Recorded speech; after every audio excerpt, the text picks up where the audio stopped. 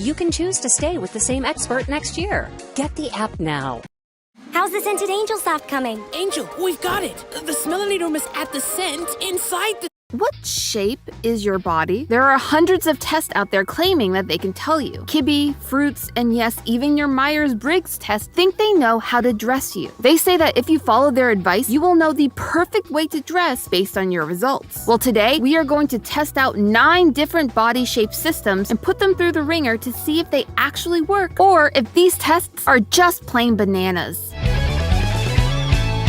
Hello Internet, welcome to Style Theory, the show that's in love with the shape of you. Speaking of shapes, this episode is shaping up to be a big one. Today, we are dipping our fashion toes into the ever-intimidating world of dressing for your body shape. If you don't know what I'm talking about, have you ever heard someone say something like, oh, you're pear-shaped, so you need to accentuate your top half and just kind of slim down your waist. But if you're an inverted triangle, that means you can't wear green on days that end with Y. Yeah, if I'm being honest, all of that sounds a little sus. And the thing is, there's not one definite answer. In fact, there's hundreds of people out there with their own systems that all claim to be the best one on the market. Find out your Kibbe type now. Learn how to dress for your somatotype. What VeggieTales character most resembles your figure. FYI, if I'm not the cucumber, I will riot. The advice out there is as numerous as it is uncomfortable. And speaking of uncomfortable, I know analyzing your body in excruciating detail can be, well, excruciating. There are plenty of parts of my body that I'd rather not put out there on the internet because for me, they make me feel very self-conscious. I've gone through and am still going through a big journey of self-confidence when it comes to loving my body. And part of that is doing an episode like this, where I let my body take center stage so that you theorists get to learn something that may change the way that you look at your own body and your clothes. And so I've compiled a list of 9 of the most common body shape systems, and I'm going to try each and every last one of them. I'll be poking, prodding, and measuring every square inch of my body in order to see which of these tests actually provide good advice, or if they're all just preying on our insecurities to make a quick buck. So get your measuring tapes ready, theorists, because we're about to learn how to dress for your unique body yaddy yaddy yaddy yaddy. We are going to divide our 9 systems into 3 different categories. We have our Kibbe style systems, our shape matching systems, and our personality-driven systems. Yes, apparently dressing for your body type could be determined by your personality. It's a little wild, so I suggest sticking around for that part. We are going to go through each category to compare our results and see what advice works and what advice should be returned to the store for a full refund. And yes, I do mean we. I've invited a second member of Team Theorist to take these tests with me. And to get both sides of the story,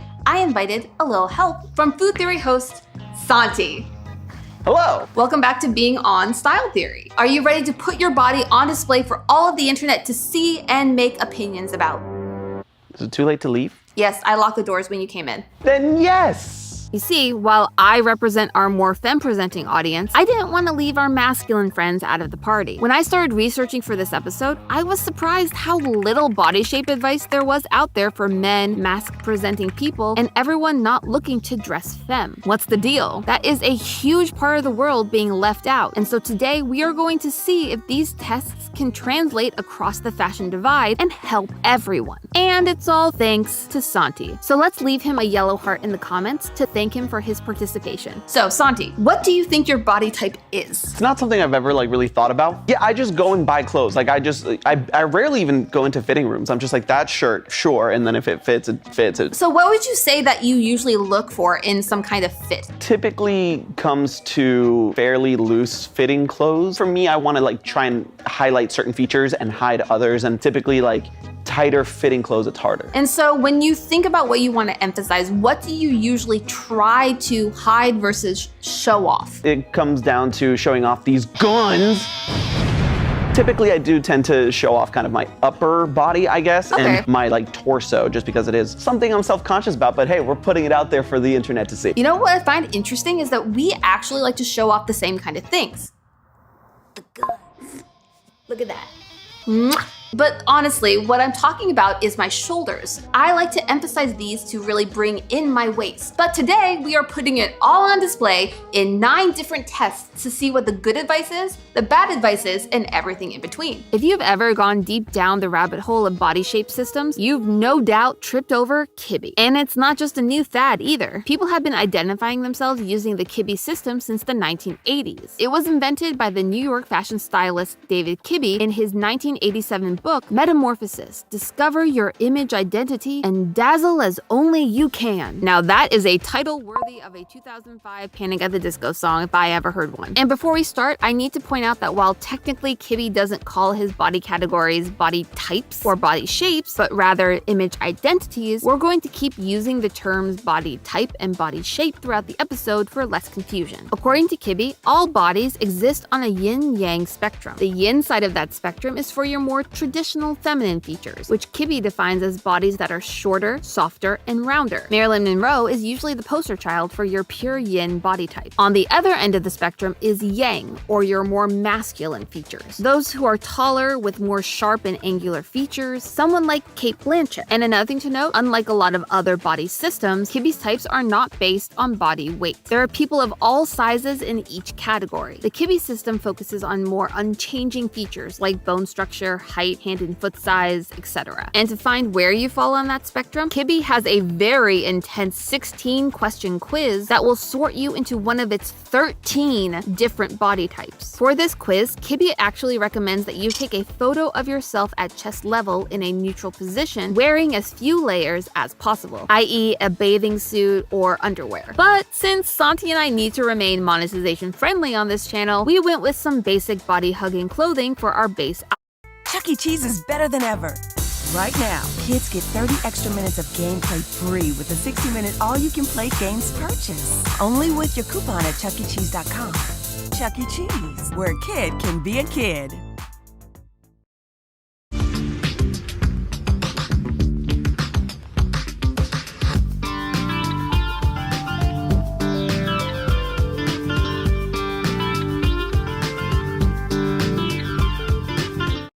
Kibbe also recommends getting a loved one to help you be more objective with your answers. But today I just have Santi, so we all work with what we've got. And oh boy, this test was very thorough. Have you ever had to figure out if you appear tall? Not if you are actually tall, but if you appear tall to other people. Basically, if someone has said, "I thought you'd be taller," it means that your vertical line, as Kibbe calls it, is tall. Here, let's take a look at me as an example. How tall would you guess I am? Am I tall? Am I short? Most of the time people tell me I give off tall energy, but in reality, I'm about 5', 5.5", 5'6" on a good day if I've stretched. Santi also said he had a tall vertical line, but not everything in the Kibbe test is so wholesome. I have never heard the word fleshy so much in such a short span of time. Ugh. It's like the word moist. It just feels wrong. But Kibbe needed to know if my arms, my legs, my face, and yes, my stomach were slim or fleshy. And while I have lost some of the cherub cheeks of my youth, I am still a fairly fleshy lady. Santi was less fleshy, but his broader build meant his results, unsurprisingly, skewed more masculine or yang. So I ended up riding the line between 2 different categories, soft gamine and romantic, while Santi came out as classic. And to put the advice that they gave us to the test, we both put together our own Kibbe outfits. First, I tried on my more romantic side, which wanted me to focus on more flowing, lightweight fabrics, delicate colors, floral prints, and it wanted me to accentuate my waist. Because as a romantic, creating a waist was a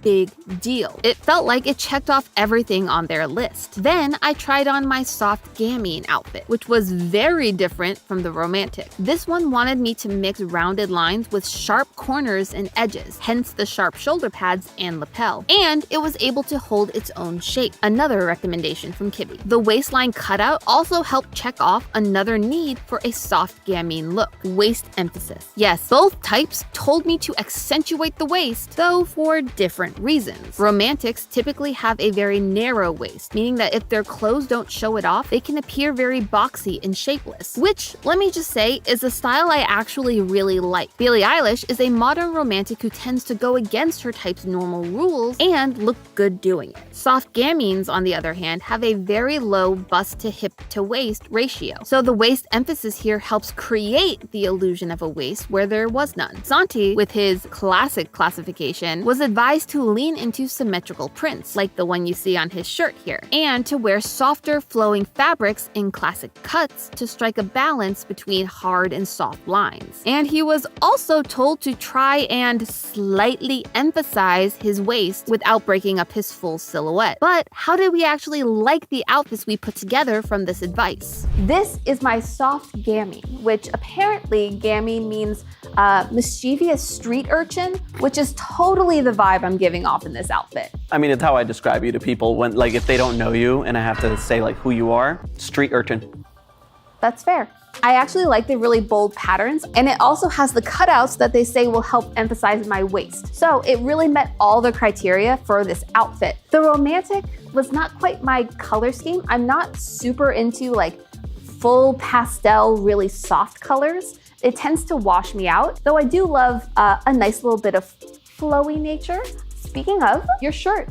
It's very flowy. Right? This is a departure for me. I landed kind of squarely in the classic category. It makes sense. I tend to gravitate towards more classic looks. The results did say to emphasize straight lines and symmetry, so I figured this would be a good kind of example of that while keeping big exaggerated shapes to a minimum. The way that this symmetry works and the straight lines help draw you in, this is actually a great shirt for that. Yeah, no, and I agree. Like, I tend to think of myself as like thick, so it's nice to kind of help have that form, and the vertical line I feel like helps with that, but it's also just nice and flowy and lightweight. I feel like this shirt was actually tighter than your first shirt that you came in at. And it really does like hug you in a different way that I feel like is slightly more flattering than your actual t-shirt that you were wearing before. And this shirt had one other key feature that was really working for Santi: the hemline. Where his previous t-shirt hit lower and had a straight hem, this one curved up at his hips, hanging lower in the front and the back. This helped give him the appearance of being taller by elongating his legs. And then Santi made a keen observation about my outfit. Are those bananas? Yeah, they're bananas. Food theory. I was trying to make you feel at home on this channel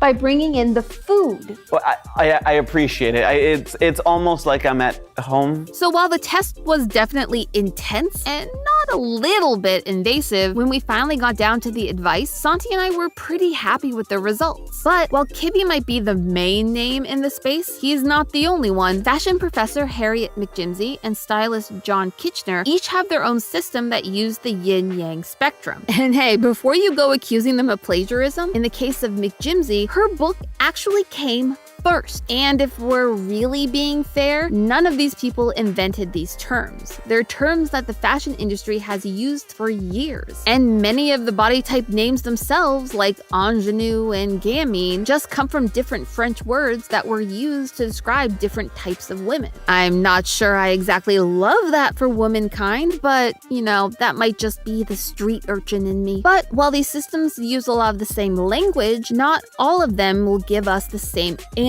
Yes, I once again fell between gamine and romantic, and in turn my advice was pretty much the same. So this time I decided to marry the two into one outfit. Similar to Kibby, I pulled in the more flowy aspect of my romantic side, but really dived into that street urchin life with the skull motif on the dress. But hey, it still had florals. It was a marriage of romance and death. How Shakespearean of me. But Santi ended up in a completely different Shop new lower prices at Michael's. We've sliced the prices on thousands of items so you can save every time you shop.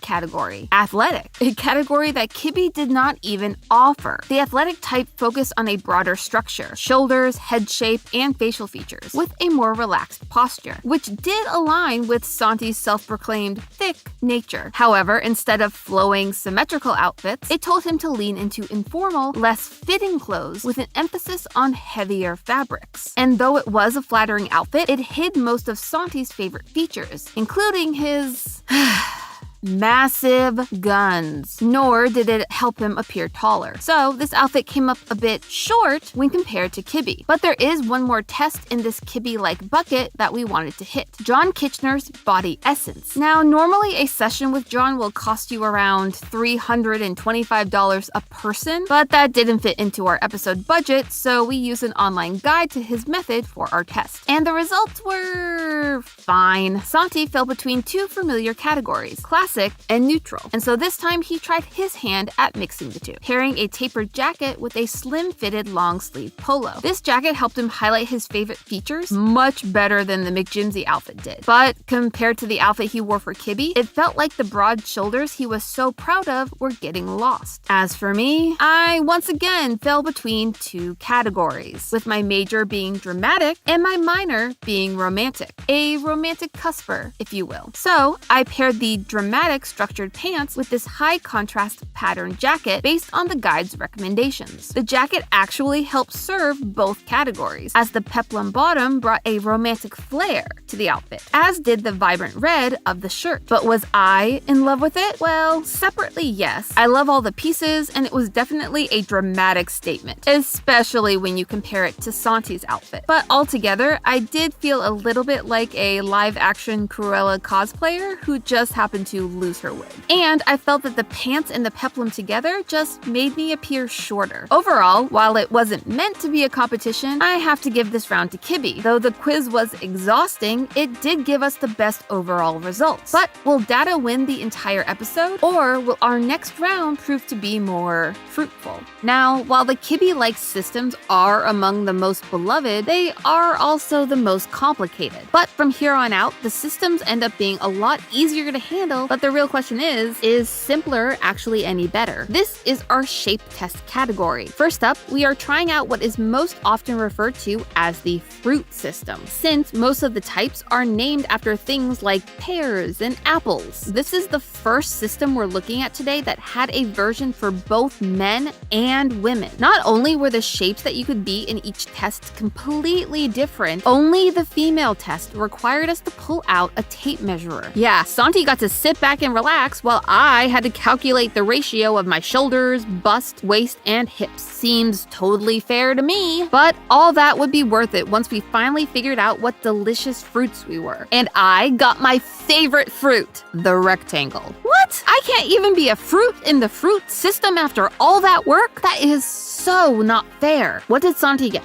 A trapezoid? We both just did a fruit test and both of us ended up as geometric shapes? Well, this geometry problem was certainly pushing Santi out of his comfort zone. For Santi's trapezoidal shape, the guides online recommended he avoid anything baggy at all costs, which eliminated a huge part of his wardrobe. Instead, they emphasized fit, fit, fit. Though, like Kibbe, they also suggested trying a vertical stripe to help him appear taller. And once again, it worked. The tighter fit helped to emphasize Santi's shoulders, while the untucked shirt kept him from looking, how did you put that, Santi? Thick. And once again, that curved hemline helped elongate his legs and make him look taller. Check, check, and check for all of Santi's personal goals. Then you had me. I was told once again to emphasize my waist to break up the rectangle. Now, I love my waist, but I was starting to feel like I was being put into this box when it came to the advice I was getting, while Santi was getting a lot of different options to try out. Yet, I had to admit that the outfit I put together for this one was one of my favorites. The dress had ruffles at the hip to add volume and counteract the elastic at the waist, just like they suggested. And it gave me the illusion of having a smaller waist. They also said to use structure, prints, and texture to create visual interest. And this dress did all of that. The ribbon especially helped draw the eye away from the areas I wanted to de-emphasize and to the areas I wanted to highlight, like my shoulders. All in all, I was happy with how this look turned out, but I was hoping that the rest of our tests would give me something a little more exciting. And now that I know what fruit I look like, it's time to smell like one too. Thanks to our sponsor for today's episode, Scentbird. Finding a signature scent has always been something I've struggled with. Too many options, and it's always so pricey. But Scentbird is changing the game when it comes to discovering your new signature smell. Each month, you get to choose from one of their carefully curated designer fragrances. Whether you're looking to try a new perfume perfume, a cologne, or even a unisex option, Scentbird has a wide range to pick from, guaranteeing that you'll find something that you like. I love trying new scents. It makes me feel like I'm trying on a new persona with each different smell. This month, Scentbird was kind enough to let me pick 3 different options to try out. The first one I picked out was Elysium by Roja, whose bright scent makes a rectangular fruit like me feel like the star of the orchard thanks to the splash of apple mixed with the overall citrus and herb notes. Next, I wanted to go a little more floral and live out my fairy tale fantasy with Avant Quintessence by Avant. Its blend of floral notes with the slight mix of patchouli and white musk makes it feel like I'm taking a moonlit stroll through the gardens of an old abandoned castle. It's like my ideal period drama. And finally, I wanted to try something a little more spicy. And so I picked Sexual Noir by Michelle Germain, which blends the scents of mandarin, strawberry, and orchid to truly make me feel like a femme fatale. And you can also try out the wide range of scents that Scentbird has to offer, because Scentbird is offering all of you style theorists 55% off your first month, meaning you get a 30-day supply of a designer fragrance for just over $7. All you need to do is use code theorists at checkout. That's code theorists for 55% off your first month. Thanks again to Scentbird for sponsoring this episode. But fruits aren't the only shape system out there. Allow me to introduce you to the Body Shape Bible, which was invented by 2 women from the UK named Trini and Susanna. They take the item comparison game to the next level with 12 different objects to compare our bodies to. Though again, they did focus on the feminine shapes overall. I ended up being a column, which might be the least flattering term I've ever heard for my body. And I've been called a dramatic rectangular street urchin. But that's not even the worst part, friends. While it did recommend I try to visually create curves by wearing high-waisted items, which is a style that I love, it also told me to stay away from crop tops. Excuse me? Oh no, you can pry my crop tops from my cold, dead hands. All jokes aside, I do really have to disagree with that recommendation. In my experience, crop tops can really be a great tool to create a curvy silhouette when paired with the right items. But even though I disagreed, I gave their advice my best shot, putting together a coat with a waist tie with a pair of structured cropped pants. And the outfit was okay, but it left me feeling bored. It lacked that dramatic interest that I was starting to realize I really love. But while I was stuck with a boring outfit, at least I wasn't Santi the cornet. I had to Google what the heck a cornet was, but it turns out it's this cute little trumpet. Doesn't that just scream Santi? Okay, enough teasing. Santi was advised to go for shirts that nip in at the waist, which not only draws attention to the area Santi wanted to de-emphasize, but it also caused another issue, showing his skin to the world. In fact, Santi was going crazy after just the couple minutes it took to film this B-roll, because whenever he lifted his arm, let's just say we got a lot more Santi than we bargained for. But that brings us to the final test of this round, the Sheldon somatotypes. Invented in the 1940s by psychologist William Sheldon, he